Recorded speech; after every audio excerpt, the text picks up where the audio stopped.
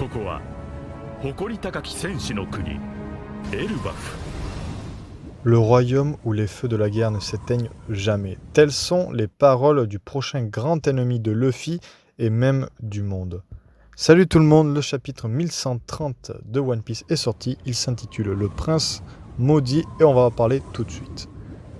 D'abord, petit aparté pour vous dire que plus de 90% des gens qui regardent la vidéo ne sont pas abonnés. Donc si vous pouviez vous abonner, ça serait d'un grand merci. Tout d'abord, faisons une petite aparté sur la couverture où l'on voit Yamato se faire voler son sabre. Alors, si je parle de cette couverture, c'est parce que j'y vois quelque chose d'un peu mystique et peut-être d'intéressant pour les chapitres à venir où il y a une silhouette étrange qui vole le katana de Yamato. Alors, soit c'est une vanne de l'auteur et un épisode totalement inutile, soit c'est un teasing pour une suite intéressante où il me semble que les katanas que possède Yamato sont quand même assez importants dans le lore.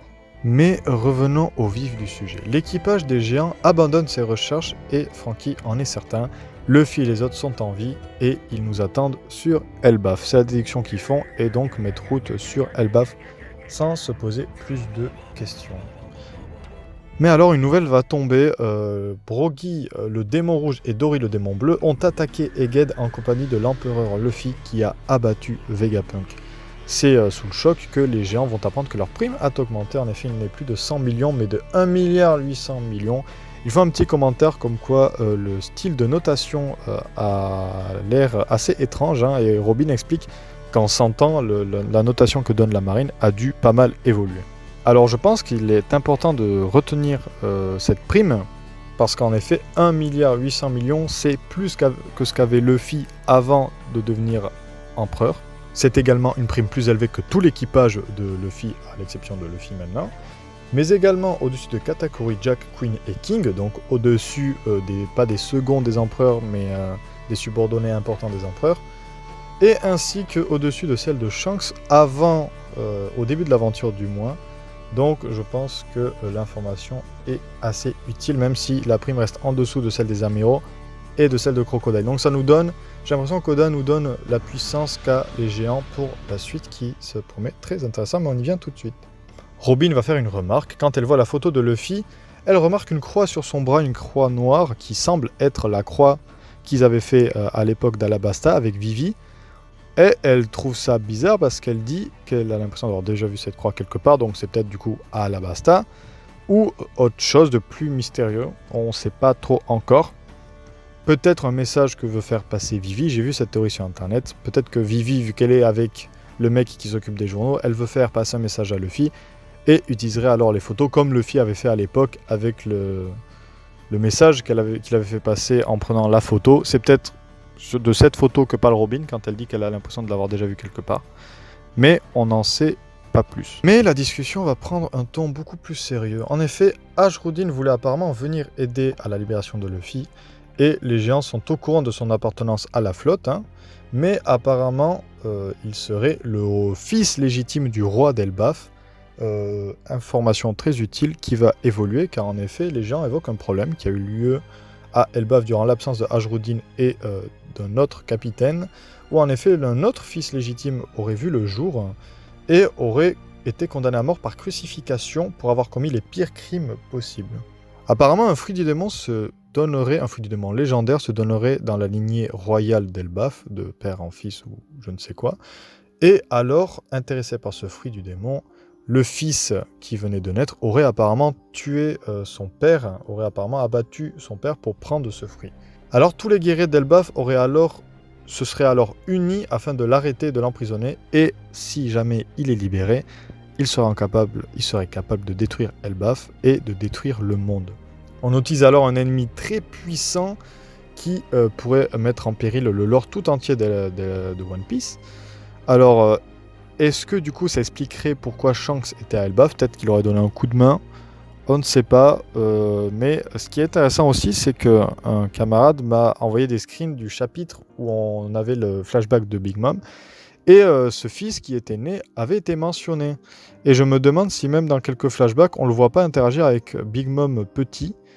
Enfin, quand elle est petite. Donc peut-être que ce qui est devenu Big Mom a un lien avec ce fameux personnage. Revenons à notre équipage. Luffy et les autres se cachent alors d'un géant, enfin de plusieurs géants qui font partie de l'équipage de Ajrudin, il me semble, qui parlent de capturer des intrus, donc ils parlent de Luffy et les autres, apparemment. Mais après leur avoir fui, Luffy et les autres vont continuer leur marche en passant sur un pont géant. Hein. Ils sont dans une sorte de forêt géante enneigée. Et c'est alors que Luffy va frissonner. En effet, Luffy va dire à Zoro, est-ce que tu l'as senti? Ça me donne des frissons. Il va alors bondir en ayant un air assez sérieux après avoir ressenti une présence plutôt mystérieuse. Luffy tombera alors nez à nez avec un géant ligoté à l'arbre.